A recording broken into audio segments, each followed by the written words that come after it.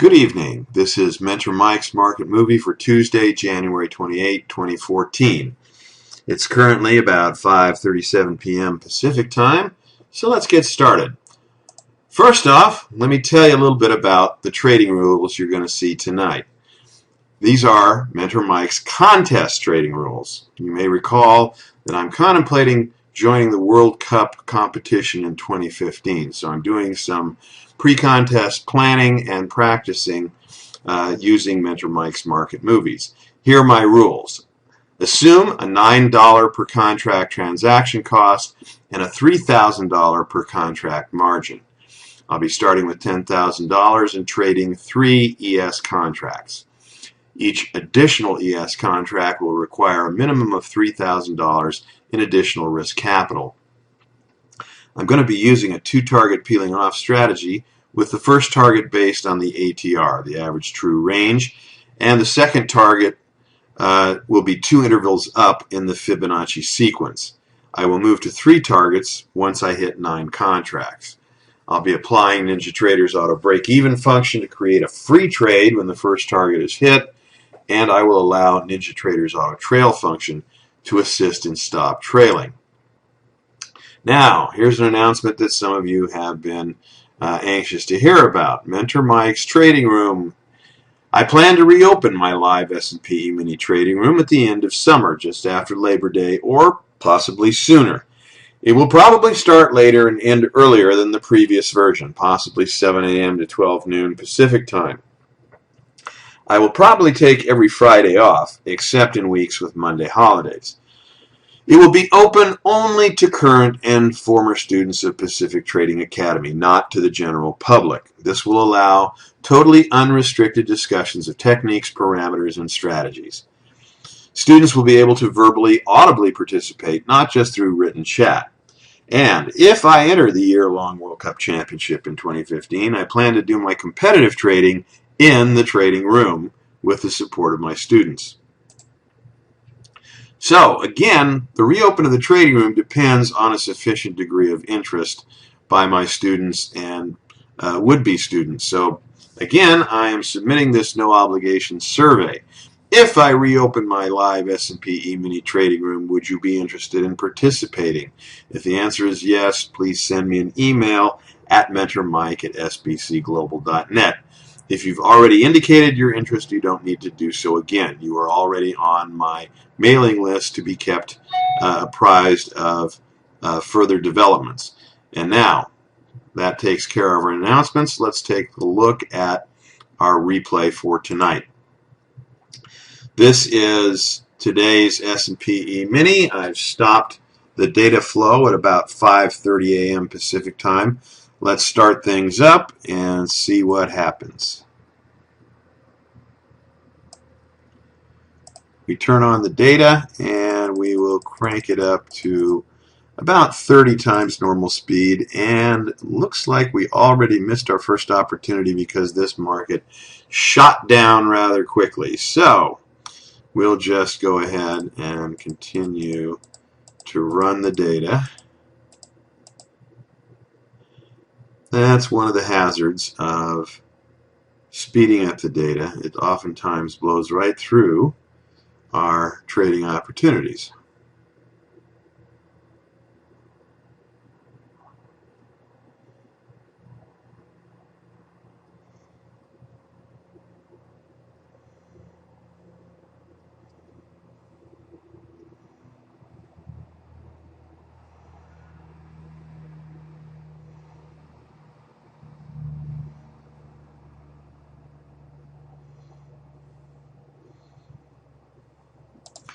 Okay, now we have a red, white, and blue alignment here, and the price has just broken back below the blue MA.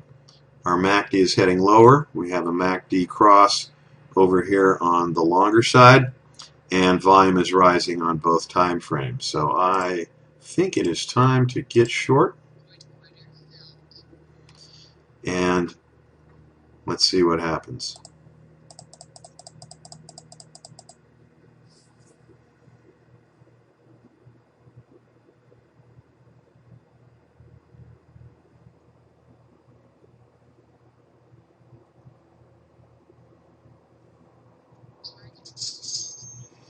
Okay, that first target is 8 ticks away, so it's a pretty good long one there. But we managed to hit it, and that takes us out of the realm of losing possibilities.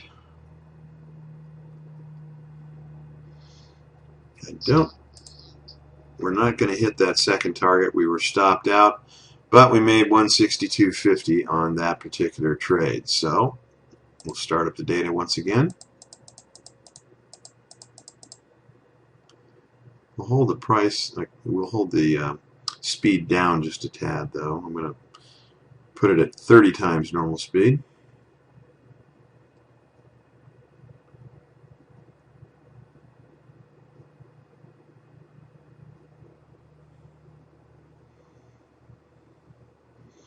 Waiting for the blue MA to cross the white,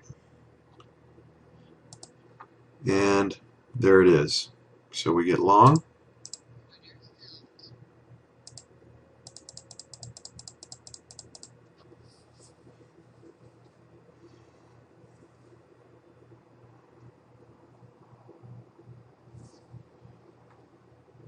While we're letting that one run, we'll add our arrows. Here's our first trade. Here's our second. First target is hit.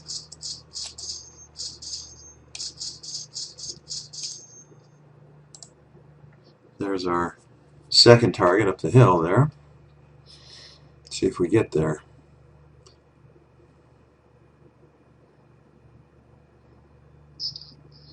Nope, we got stopped out.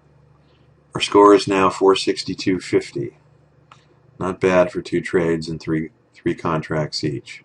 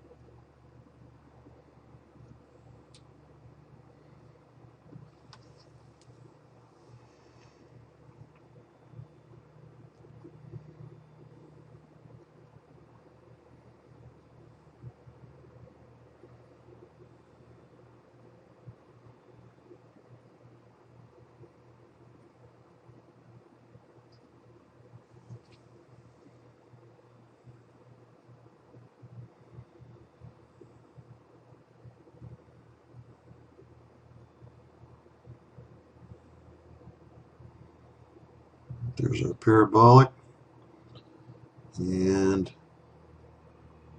let's get that blue below the white, and there it is. Don't quite have the MACD on board, and the faster volume is wilting a bit, but we still have rising volume on the higher time frame. We also have some divergence on the higher time frame MACD, so it does look like this thing wants to go south a bit. So let's take the trade.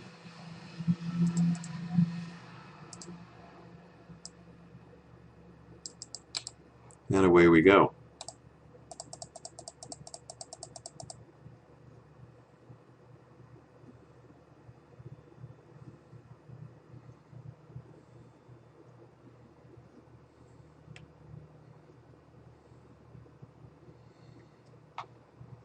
I could move the stop down to the red parabolic, but it's a moot point now. It automatically moved with our auto break even and auto trail functions.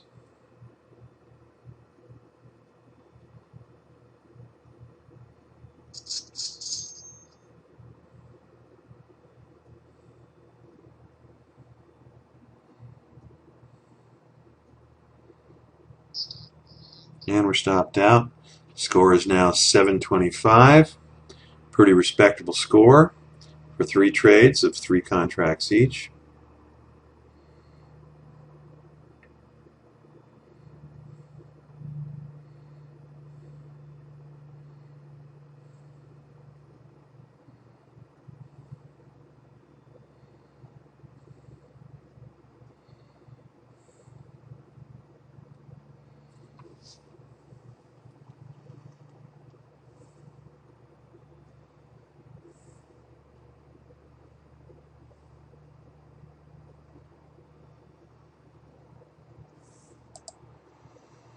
Okay, we're going to look for the blue above the white.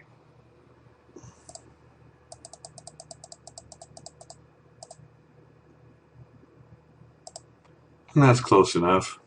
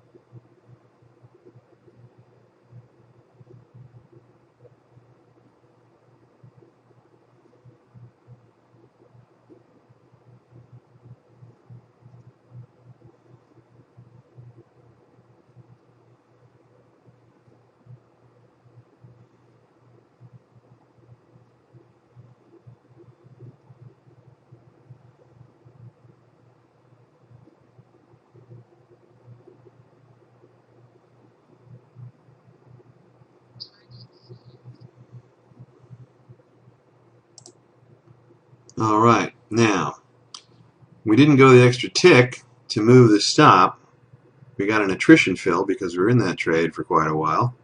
So I'm going to manually move the stop up to the parabolic right there.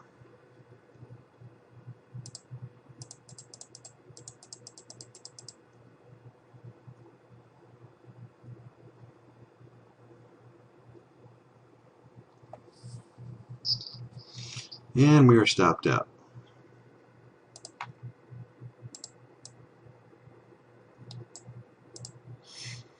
Notice that our blue remains well above the white. That suggests that we may still want to go higher.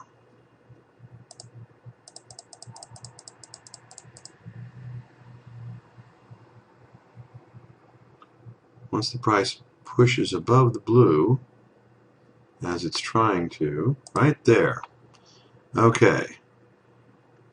We can wait till it flips the red parabolic, but everything looks pretty bullish on every time frame, including our rising volume here. So I'm going to go ahead and get long here.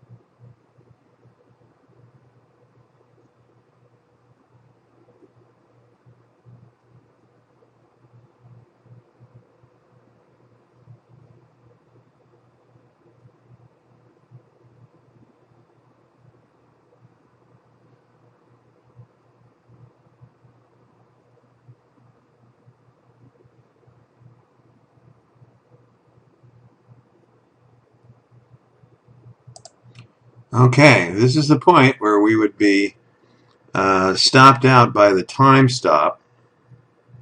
So I'm going to close the trade here. We were in the money slightly.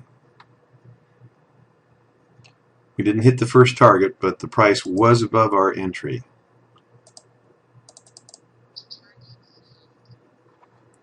And so the end result is better than $1,000 on these 4 trades. Not too shabby. Okay. Thanks for joining us. We'll have another market movie coming up real soon.